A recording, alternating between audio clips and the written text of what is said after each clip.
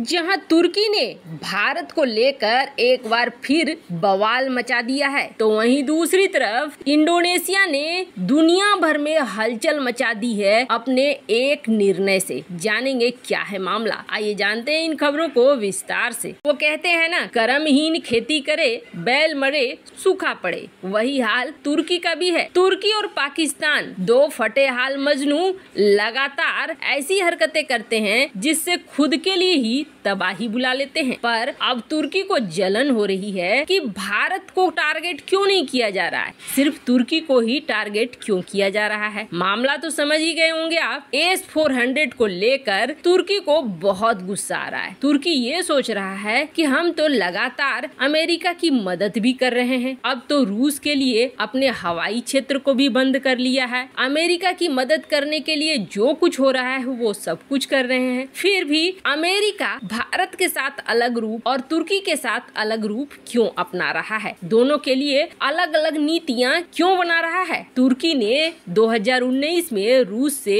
S-400 missile system खरीदी थी, लेकिन अमेरिका ने तुरंत ही तुर्की के ऊपर प्रतिबंधों की बरसात कर दी थी। अमेरिका ने तुर्की के प्रेसिडेंट ऑफ डिफेंस के अध्यक्ष इस्माइल दीमरी कई लोगों के ऊपर वीजा प्रतिबंध लगा दिए। तुर्की के रक्षा उद्योग और कई बड़े हथियारों के पुर्जों की खरीद पर भी रोक लगा दी थी। इस कारण तुर्की के रक्षा उद्योग को भारी नुकसान भी पहुंचा। अब तुर्की को इस बात की जलन हो रही है कि अमेरिका ने भारत के खिलाफ प्रतिबंध क्यों नहीं लगाए। रूस से S-400 मिसाइल सिस्टम की खरीद को लेकर भारत और तुर्की को एक जैसा क्यों नहीं देख रहा है। तुर्की रूस के कट्टर दुश्मन सैन्य संगठन नाटो का प्रमुख सदस्य है और तुर्की की वायुसेना में अमेरिका के F-16 फाइटर जेट सहित कई हथियार शामिल है। फिर भी तुर्की को रियायत नहीं दी जा रही है। तो आपको बता दें, यहाँ तक कि तुर्की ने अमेरिका के साथ दोगलापन करने का कोई भी ऑप्शन नहीं छोड़ा, इसलिए अमेरिका ऐसा कर रहा है। रूस के S-400 के रडार का इस्तेमाल किया F-16 को ट्रैक करने के लिए, जिस बात को लेकर अमेरिका काफी नाराज हो गया। वहीं अमेरिका का सवाल है कि तुर्की ने क्यों खरीदा S-400। तुर्की के आसपास ऐसा कौन सा बड़ा दुश्मन है कि किसी पड़ोसी देश के पास इतना खतरनाक मिसाइल डिफेंस सिस्टम नहीं है, तो उसे S-400 खरीदने की क्या जरूरत। भारत ने अपने S-400 को खरीदने के लिए जो बताया और जो तर्क दिया वो बिल्कुल सही था। भारत ने बताया कि भारत को दो फ्रंट में दुश्मनों को झेलना पड़ता है। चीन ज्यादा शक्तिशाली है जिसके पास रूस का S-400 है। चीन ने इसी तरीके से घरेलू सिस्टम HU-9 भी बनाया है। भारत को तो आखिरकार कुछ न कुछ लेना ही पड़ेगा। दरअसल S-400 की दूसरी खेप आने के बाद और भी ज्यादा बवाल मचा दिया है तुर्की ने। पहली खेप में बवाल मचाया पर फिर शांत हो गया था, लेकिन दूसरी खेप में भी जब अमेरिका ने कुछ नहीं किया तो तुर्की का गुस्सा जाहिर हो रहा है। स्क्रीन पर आप देख सकते हैं आर्टिकल, जिसमें तुर्की की बौखलाहट साफ साफ दिख रही है और तुर्की के रक्षा मंत्री हुलूसी अकार ने कहा कि अमेरिका दो नीतियां अपना रहा है। अमेरिका की नीतियां समान नहीं है सभी देशों के लिए। खैर, जहां एक तरफ ये सब कुछ हो रहा है तो वहीं इंडोनेशिया ने एक अलग ही धमाल मचा दिया है दुनिया में। इंडोनेशिया के इस हरकत से पूरे अंतर्राष्ट्रीय मार्केट में हाहाकार सा मच गया है। अब सबसे बड़ी समस्या ये है कि इंडोनेशिया ने जो ये सब कुछ किया है, इसका सबसे बड़ा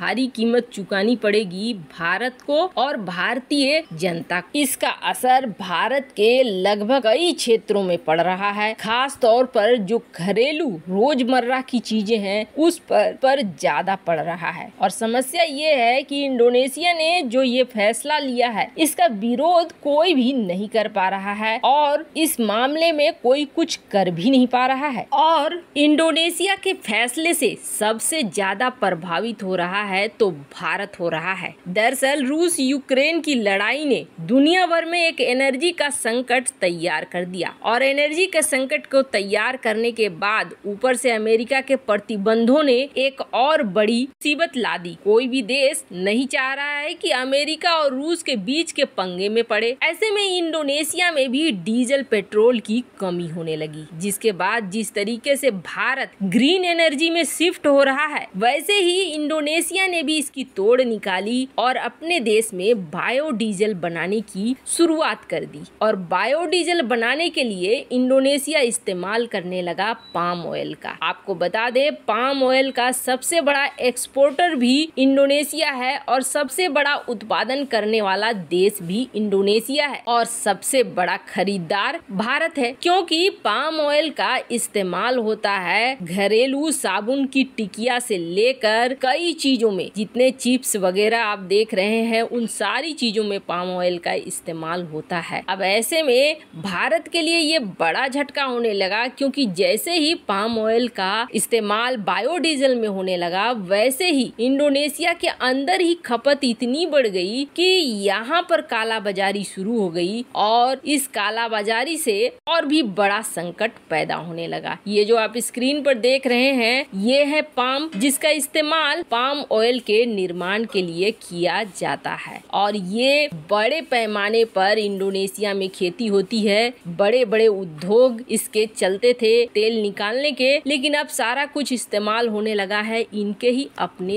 देश में, जिसके बाद इंडोनेशिया ने एक बहुत बड़ा फैसला ले लिया है और ये फैसला दुनिया को भी हैरान कर रहा है, भारत को बहुत ज्यादा प्रभावित कर रहा है। और वो फैसला ये है कि इंडोनेशिया की सरकार कह रही है कि अब हम 100% अपने पाम ऑयल को किसी को नहीं बेचेंगे, मतलब हम एक्सपोर्ट करेंगे ही नहीं। पाम ऑयल का इस्तेमाल जितना भी हमारे अपने देश में हो रहा है हम अपने देश में ही करेंगे, क्योंकि हम इसकी पूर्ति ही नहीं कर पा रहे हैं अपने खुद के देश के लिए, तो दूसरों को क्या बेचेंगे। अब भारत जिसकी निर्भरता बहुत ज्यादा रही है पाम ऑयल को लेकर, उसके पास ऑप्शन क्या है कि हम तो 70% पाम ऑयल इंडोनेशिया से ही खरीदते आए हैं और इसके लिए भी जो टाइम लाइन इंडोनेशिया ने दी है वो टाइम लाइन बहुत कम है। इसी महीने की 28 तारीख के बाद अब इंडोनेशिया से 100% एक भी बूंद पाम ऑयल की नहीं आई। अब दिक्कत ये है कि पाम ऑयल का दूसरा विक्रेता तुरंत से ढूंढना भी आसान नहीं है। ये तो कोई मशीनरी है नहीं कि कुएं को खोद दिया या फिर जहाँ पता है वहाँ पर खनन शुरू कर दिया और कुछ ही समय बाद वहाँ से तेल निकाल लिए। इसमें है पेड़ लगाना है, पेड़ फल देंगे, उस फल से फिर पाम ऑयल को निकालना है। खेती की पूरी प्रक्रिया है वो भी महीनों की नहीं बल्कि सालों की। ऐसे में भारत के लिए संकट जरूर खड़ा हो गया है। वैसे देखना होगा भारत अब ऑप्शन के तौर पर क्या इस्तेमाल करता है। इस मामले में आपकी क्या राय है, कमेंट कर जरूर बताएं। जल्द मिलते हैं अगले वीडियो में नई खबर के साथ।